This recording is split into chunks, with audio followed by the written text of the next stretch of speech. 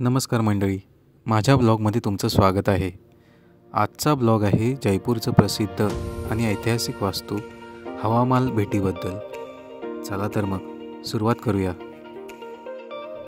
मी आणि माझा मित्र जयपूरच्या मोहिमेवर निघालो। जयपूर सेंट्रलवरून संध्याकाळी 7:34 जयपूर एक्सप्रेस पकडली आणि आमचा प्रवास सुरू झाला। रात्रीचा प्रवास करता करता दुसऱ्या दिवशी दुपारी बरोबर 12 वाजता आम्ही पोचलो गुलाबी शहर म्हणजेच पिंक सिटी जयपूरमध्ये। जयपूर स्टेशनवर पोचल्यावर आम्ही लगेच एक टुकटुक पकडली हवामालसाठी।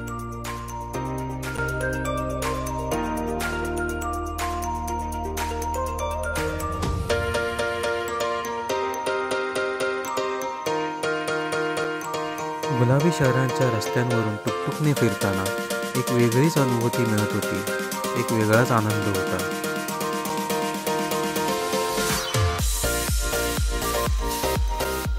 रस्त्यांवरची रंगीबेरंगी दुकाने आणि हवामालच्या दिशेने वाढणारी उत्सुकता, सगळं काही एकदम खास वाटत होतं। संपूर्ण शहरात एकसारखी वास्तुशैली आणि रंगसंगती पाहून असं वाटत होतं की आपण एखाद्या ऐतिहासिक चित्रपटाच्या सेटवर आलो। जयपूरचं गुलाबी शहर हे नाव अगदी सारखं वाटत होतं।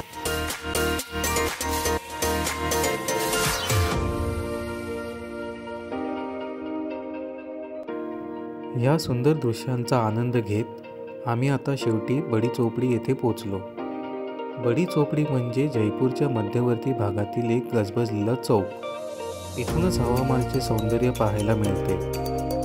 स्टेशनपासून इथे पोचायला फक्त 20 मिनिटं लागली आणि प्रवास अगदी आरामदायक होता।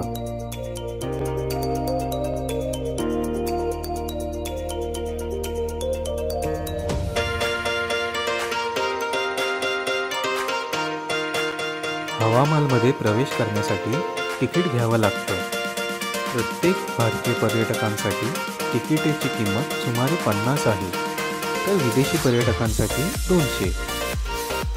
महल पाहण्याची वेळ आहे सकाळी 9 ते दुपारी 4:30 पर्यंत। इतिहास आणि वास्तुकलेचा अनुभव घ्यायचा असेल तर ही वेळ अगदी योग्य आहे। हवामालमध्ये प्रवेश केल्यानंतर समोर उभं राहतं एक ऐतिहासिक वास्तुकलेचा अमूल्य ठेवा।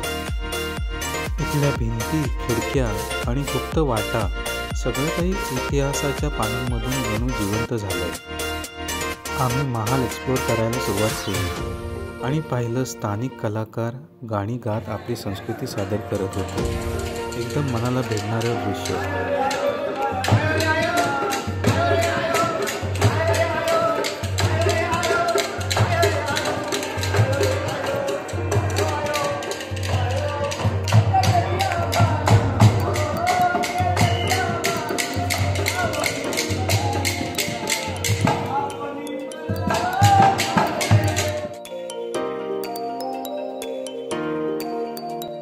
इथे अनेक गुप्त वाटा, छुपी जागा आणि दर्शनीय ठिकाणे आहेत।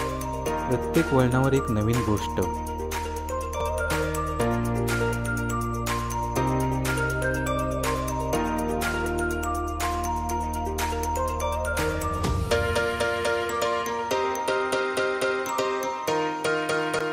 हवामाल पाहण्यासाठी अनेक पर्यटक इथे येतात आणि खरंच हे दृश्य पाहून मन प्रसन्न होऊन जातं।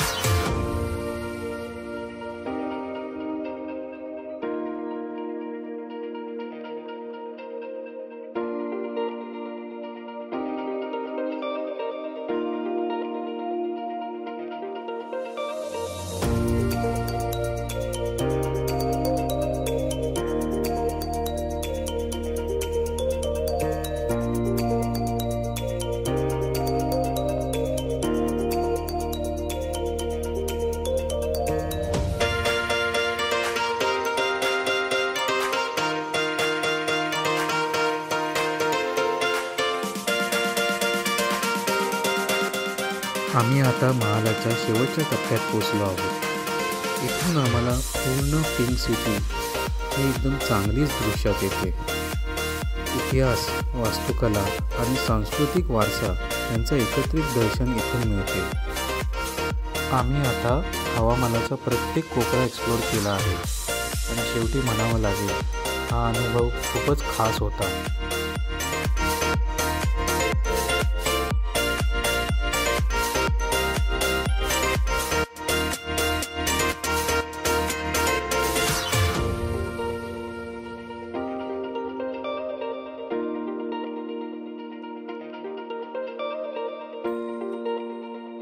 मंडळी, हवामानाचा हा प्रवास खूपच सुंदर आणि स्मरणीय ठरला. जर तुम्हाला हा ब्लॉग आवडला असेल तर नक्की लाईक, शेअर आणि सबस्क्राईब करा आणि कमेंटमध्ये तुमचं मत जरूर सांगा.